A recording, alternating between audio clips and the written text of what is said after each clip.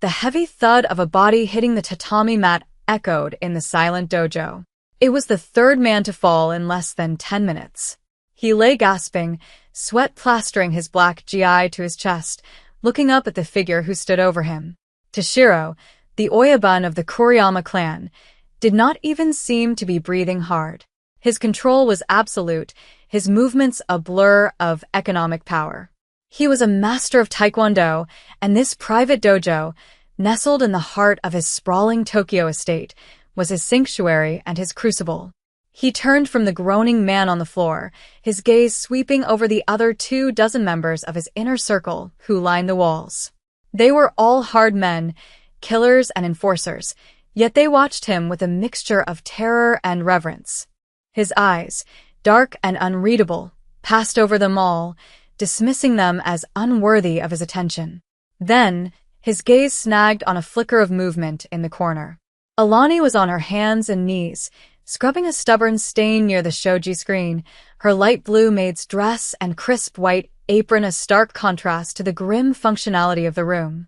She kept her head down, her focus entirely on her work, a ghost who moved through their world of violence and power, cleaning up the messes they left behind. What most people did not know was that Toshiro noticed everything. He noticed the quiet dignity with which she worked, the way she never flinched at the sounds of combat, the impossible stillness she possessed. He saw the strength in her hands as she wrung out a cloth, the coiled potential in her posture. Today, for a reason he could not articulate, he felt an impulse, a curiosity that broke through his legendary composure. He walked across the mat, his bare feet silent on the woven straw, and stopped just a few feet from her. The entire room held its breath. "You," he said, his voice a low baritone that cut through the silence. Alani slowly looked up, her eyes meeting his. They were calm, betraying no fear. "Stop cleaning." She rose to her feet with a fluid grace, wiping her hands on her apron. She was 25, a single mother trying to build a life for her son halfway around the world from everything she had ever known. She stood before the most dangerous man in Tokyo, a man who could end a life with a word, and simply waited. "Spar with me," Toshiro commanded. A nervous ripple went through his men. It was an absurd request. Some thought it was a joke, a cruel way to mock the foreign cleaning woman. Others saw it as a test of her nerve. "Sir?" Alani asked, her voice steady. "You heard me," he said, gesturing to the center of the mat. "I am tired of breaking my own men. They anticipate me. They fear me. You do not." Alani looked at the powerful man before her, at the raw, contained energy that radiated from him. She thought of her 6-year-old son, Kai, waiting for her in their small apartment on the estate grounds. She thought of the life she was trying to protect. A tiny, almost imperceptible smile touched her lips. It was a smile of deep, hidden knowledge. "All right," she said softly, her voice carrying across the silent room.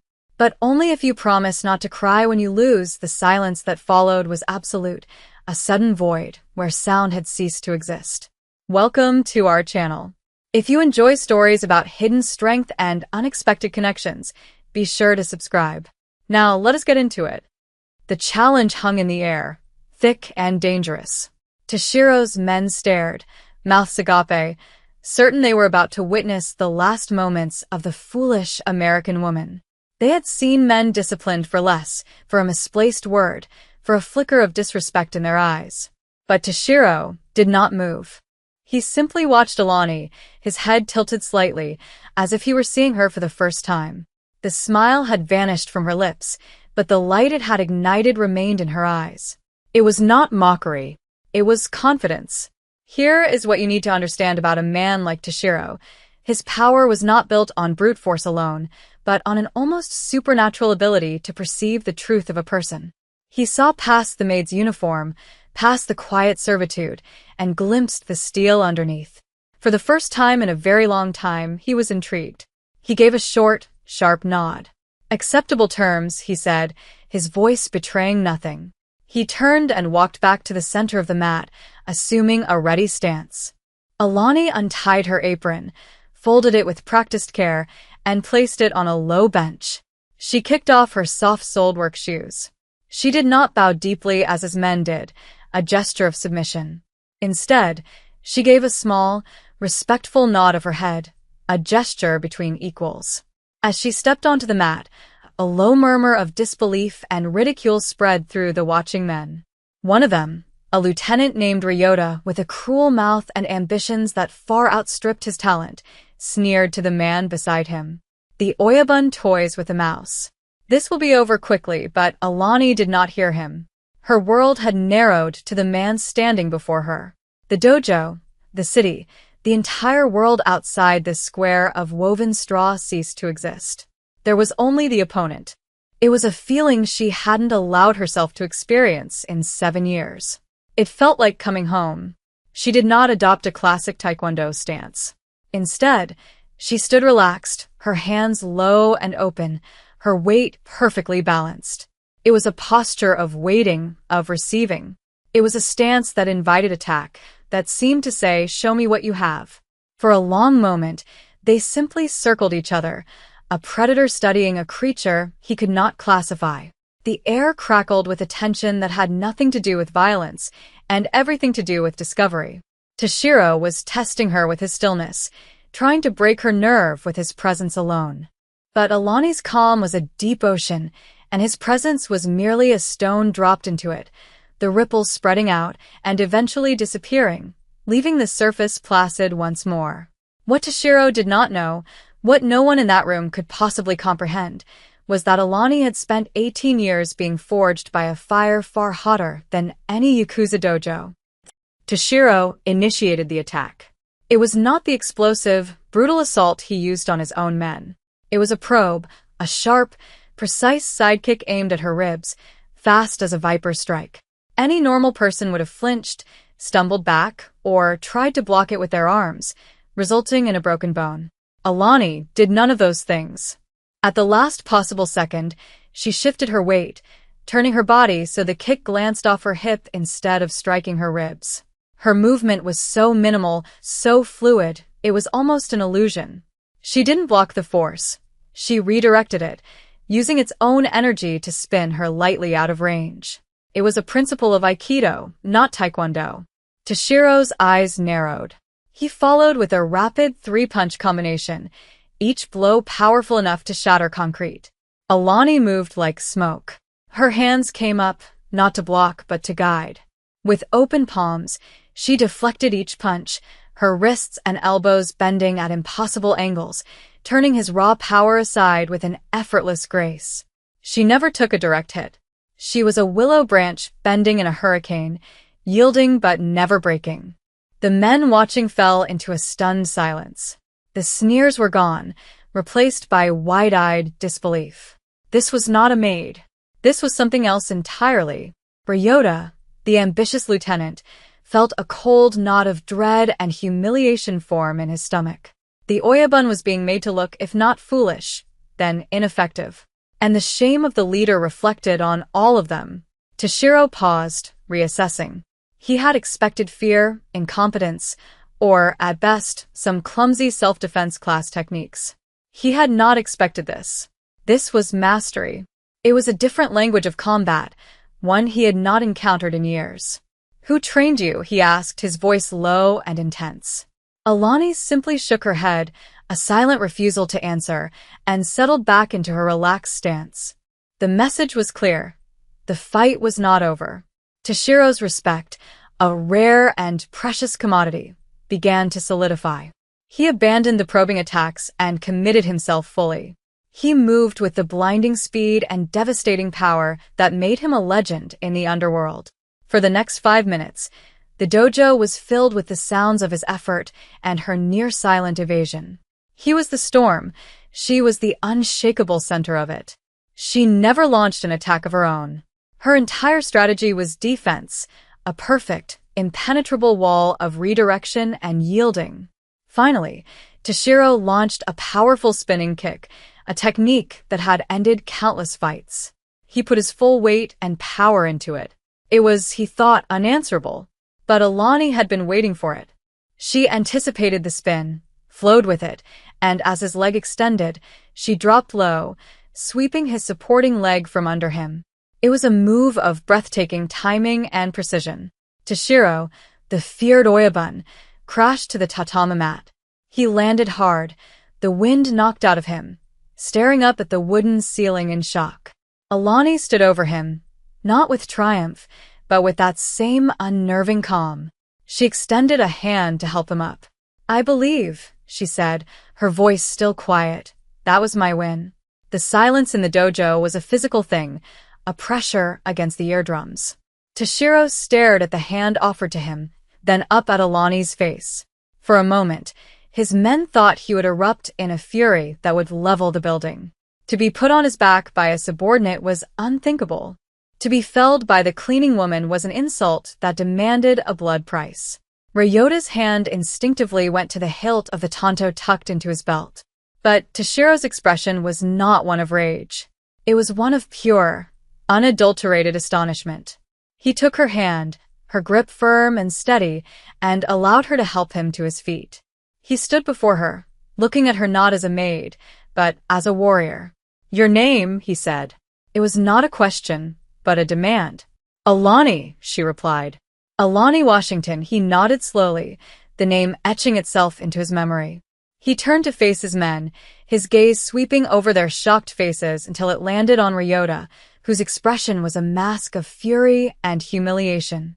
"The training session is over," Toshiro announced, his voice carrying the finality of a judge's sentence. "Leave." All of you, the men bowed as one, a deep, reverent bow that now included the woman standing beside their leader, and filed out of the dojo in silence, their minds reeling. Ryota was the last to leave, and as he passed, he shot Alani a look of pure venom. It was a look that promised retribution. Alani felt it like a cold touch on her skin, but her expression did not change. When they were alone, the atmosphere shifted. The tension of combat was replaced by a different kind of charge, something more intimate and far more complicated. Toshiro walked to the bench where she had left her apron and picked it up. He held it out to her. "Where did you learn to fight like that?" he asked again, his tone softer now, genuinely curious. "My father taught me," she said, taking the apron from him. Their fingers brushed, a brief contact that sent a strange jolt through them both. "He said the best way to win a fight is to not be in one." "A wise man," Toshiro conceded. "He is no longer with us." A shadow of old grief passed over her face, so fleeting he might have imagined it. She tied her apron back on, the simple domestic act a bizarre postscript to the display of martial genius he had just witnessed. She was transforming back into the maid, the ghost in the corner. "I need to finish my work," she said, her voice once again deferential. "The floors need to be polished before evening." He wanted to stop her, to ask 100 more questions, to understand the impossible contradiction she represented. But he was the Oyabun. He did not ask, and he did not plead. He commanded. And right now, he felt he had no command over this woman at all. He simply watched as she picked up her bucket and cloth and went back to the stain on the floor, as if she hadn't just humbled the most feared man in the city. And outside the dojo, Ryota was already plotting, his mind a viper's nest of wounded pride and vicious intent. He knew he could not touch the Oyabun, but the woman was another matter entirely. Later that afternoon, Alani was in one of the long, polished corridors of the main house, dusting the priceless collection of antique samurai helmets that lined the wall. Her movements were calm and methodical, her mind focused. But a part of her was replaying the morning's events, a knot of anxiety tightening in her stomach. She had broken the cardinal rule she had set for herself when she took this job. She had become visible. For 7 years, her survival had depended on being invisible, on being underestimated. Today, she had shattered that protection for a moment of what? Frida? Defiance? She wasn't sure. She only knew that the look in Ryota's eyes promised trouble. A small figure suddenly rounded the corner, running full tilt, and crashed into her legs. Oof. Mana. 6-year-old Kai looked up at her, his big brown eyes wide. He clutched a small, crudely carved wooden bird in his hand, its surface worn smooth from constant handling.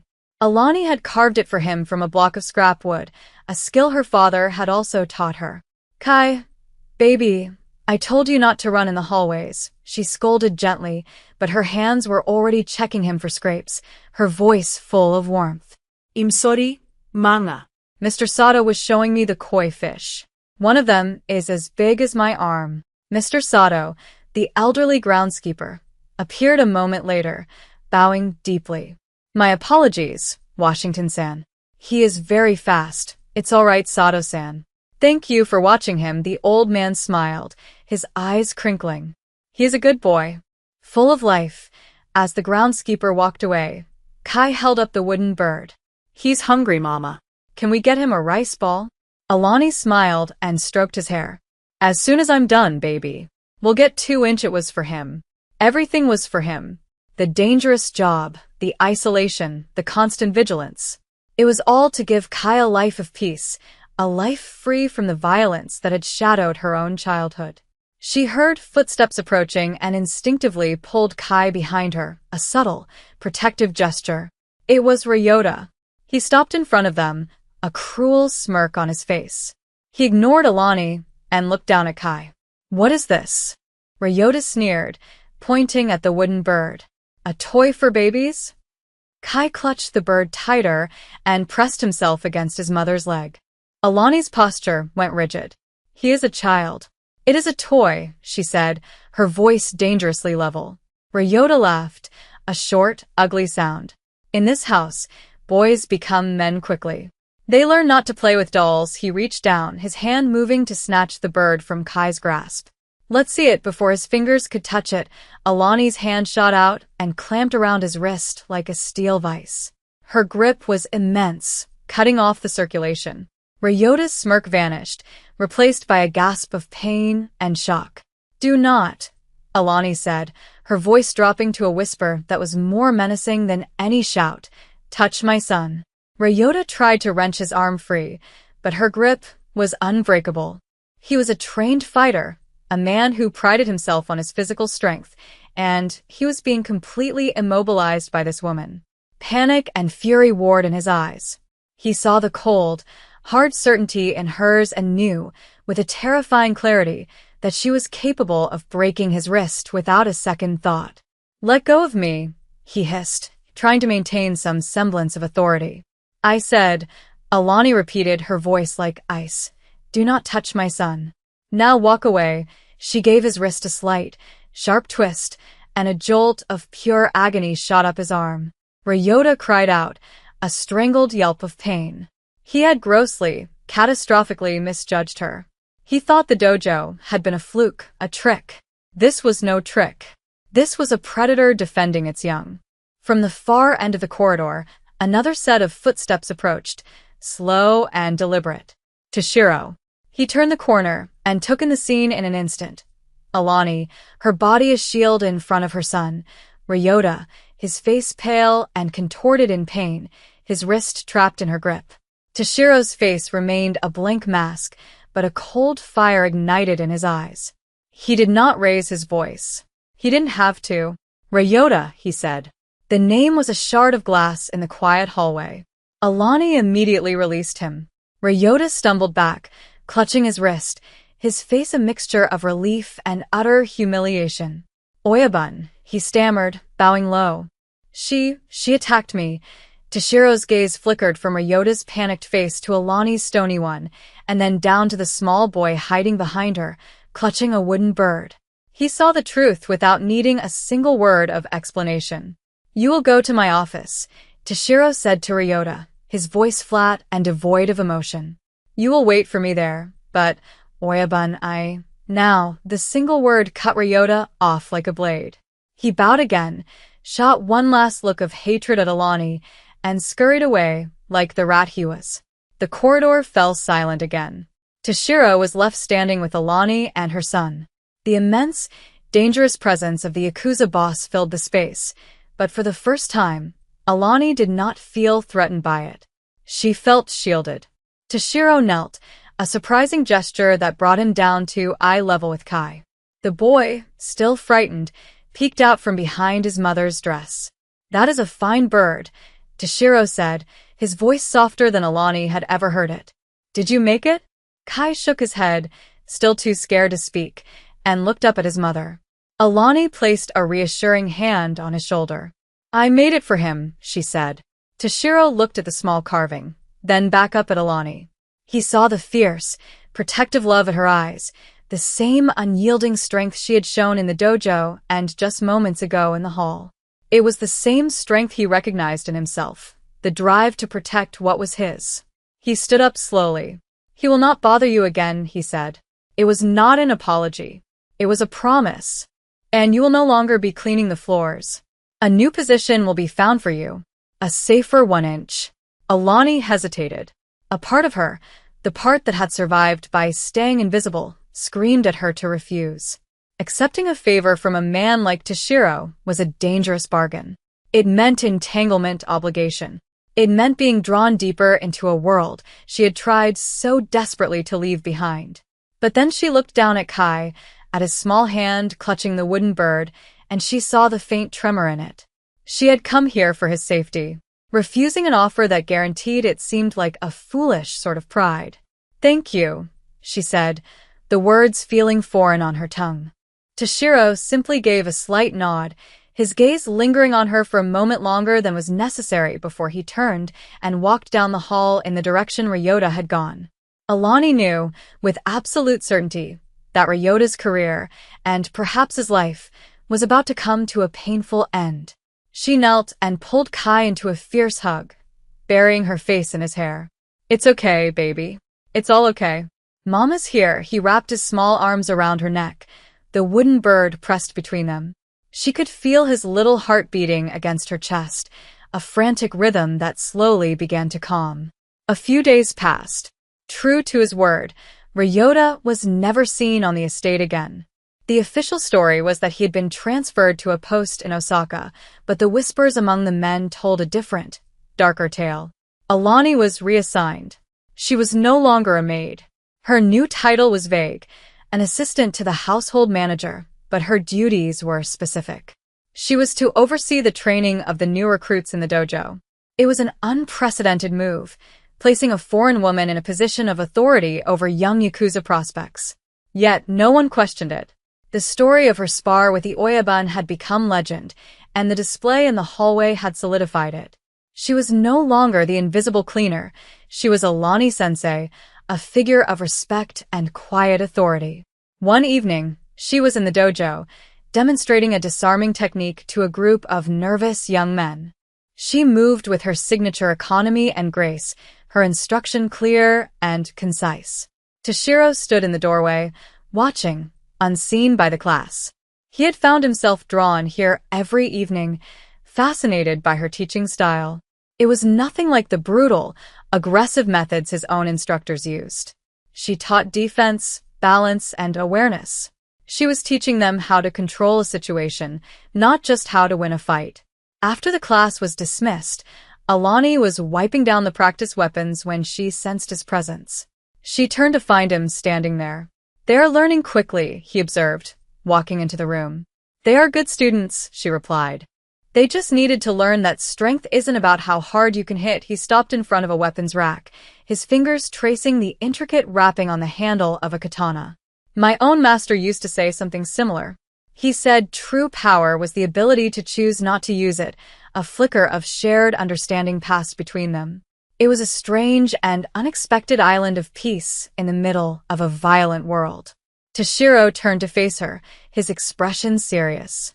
I have been looking into you, Alani Washington. It was not easy.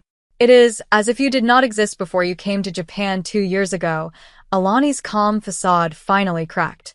A wave of apprehension washed over her. There is no reason to do that. I disagree, he countered. When a ghost who can fight like a master appears in my house, I have every reason. I found only one trace, a sealed military record.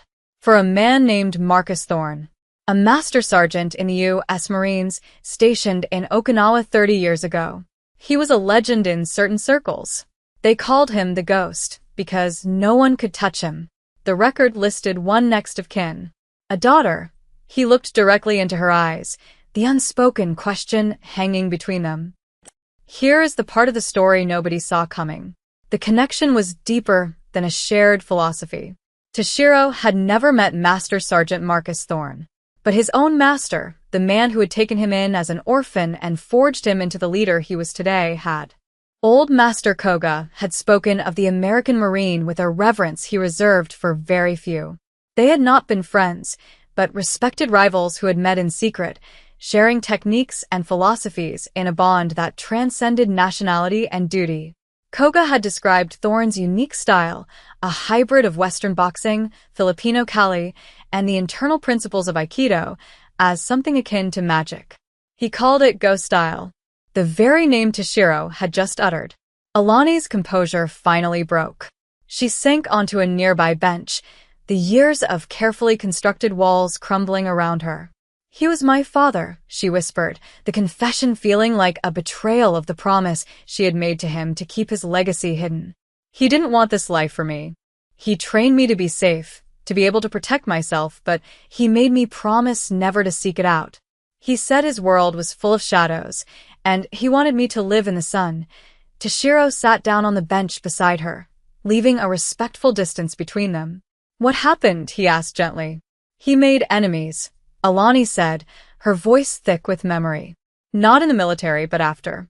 He left that life, tried to be normal, but they found him. Men from his past, from a private security firm doing illegal work. He knew too much. They came to our house. I was 17 she paused, taking a shaky breath. He fought them. He saved me. But he didn't survive. Before he died, he told me to run, to disappear, to change my name, to never use what he taught me unless I had no other choice. So I ran. I've been running ever since.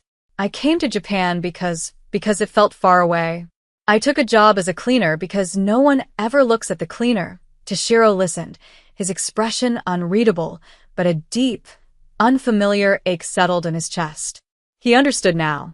The sadness in her eyes, the coiled readiness in her posture, the fierce, almost desperate love for her son. It was all the legacy of a promise made to a dying father. He looked at her hands, the hands that could redirect a killing blow but had spent the last 2 years scrubbing floors. "The carving style," he said quietly. "The bird your son carries. My master had a small wooden tiger that Sergeant Thorne gave him as a gift of respect. It is carved in the exact same way." Alani looked up, her eyes wide with shock. The world suddenly felt impossibly small. Her father, the man whose memory she had tried to bury to protect herself, had a connection to this place, to the very man she now worked for. A thread from her past had led her here without her even knowing it. "Your father was a man of great honor," Toshiro said, his voice resonating with a deep sincerity. Master Koga considered him a true bushi, a warrior of principle. That honor was his legacy. "It is your birthright. You do not need to hide in the shadows any longer." In that moment, something profound shifted between them. The chasm that separated the Yakuza boss and the former maid vanished, replaced by a bridge of shared history and mutual respect. For the first time, Alani did not see a crime lord. She saw a man who understood the weight of a legacy, the burden of a promise.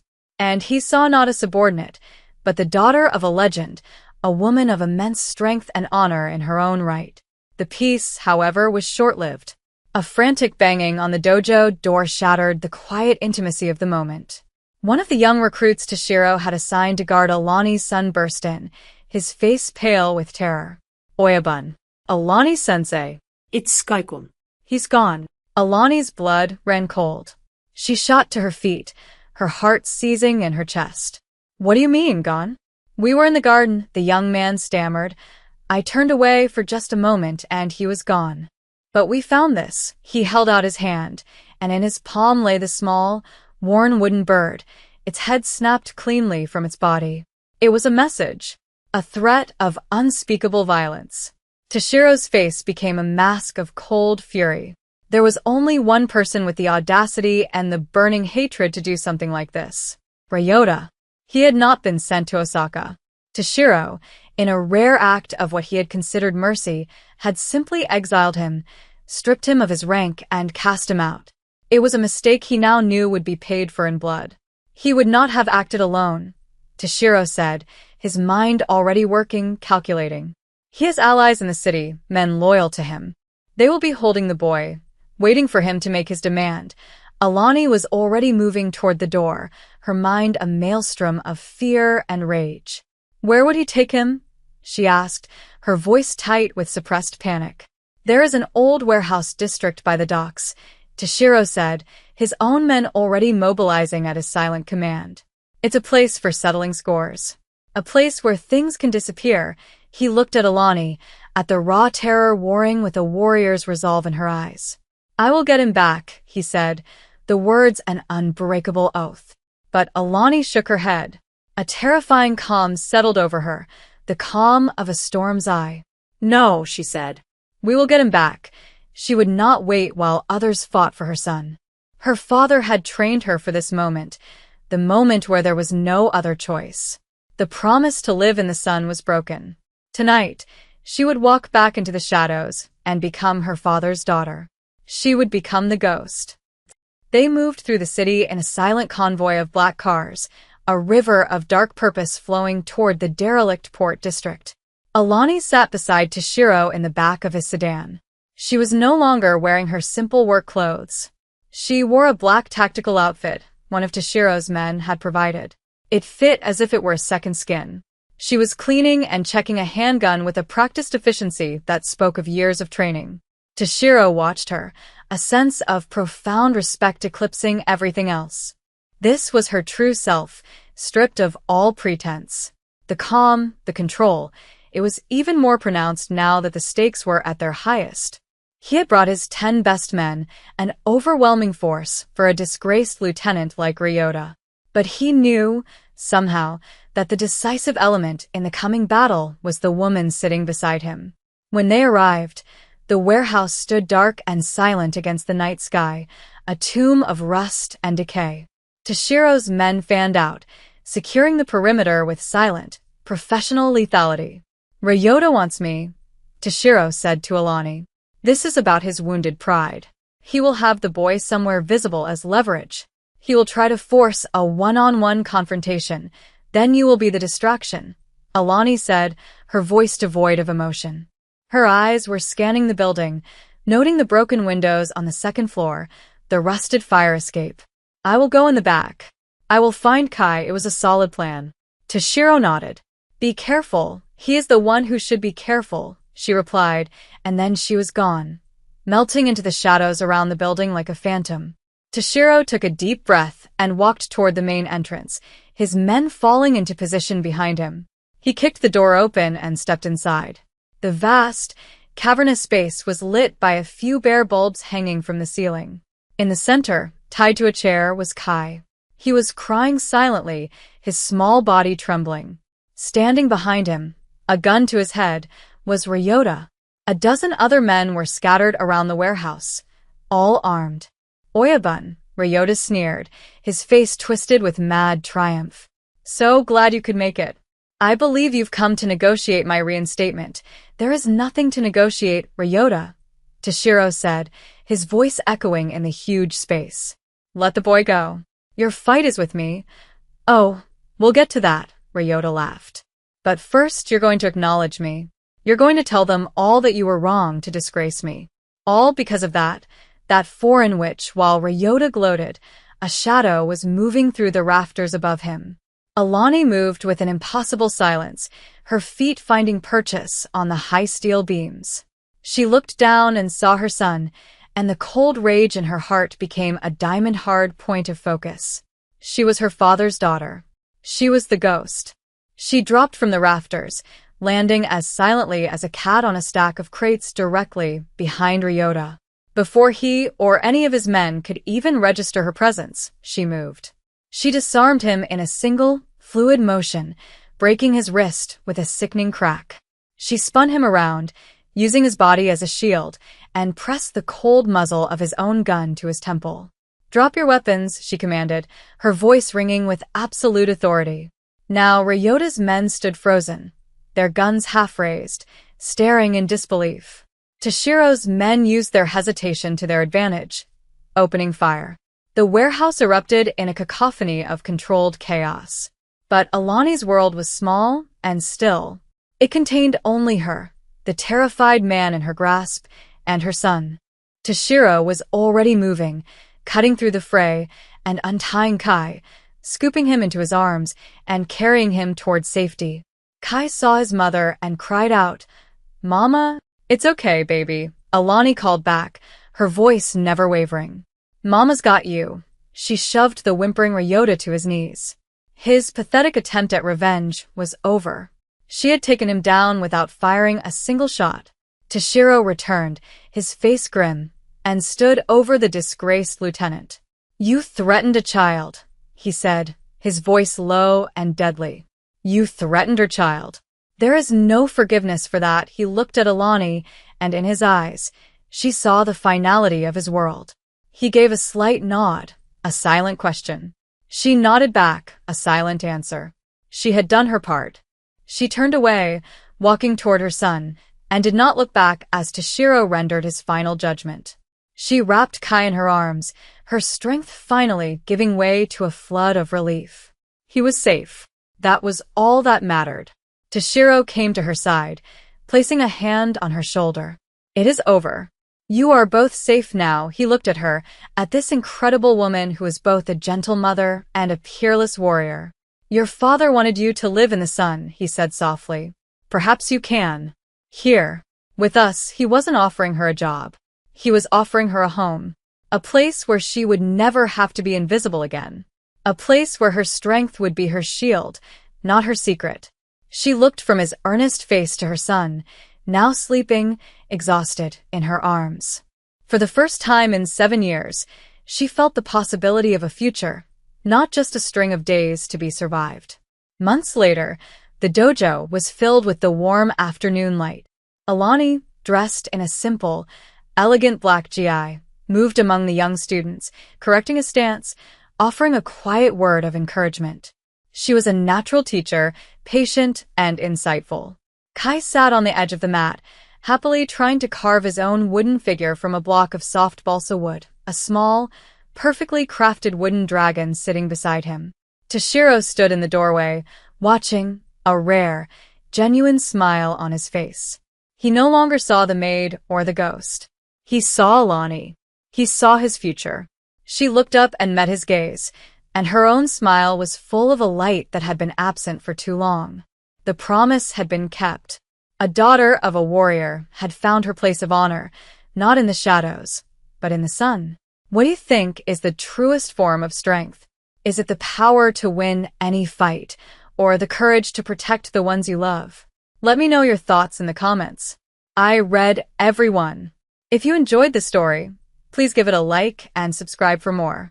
I will see you in the next one.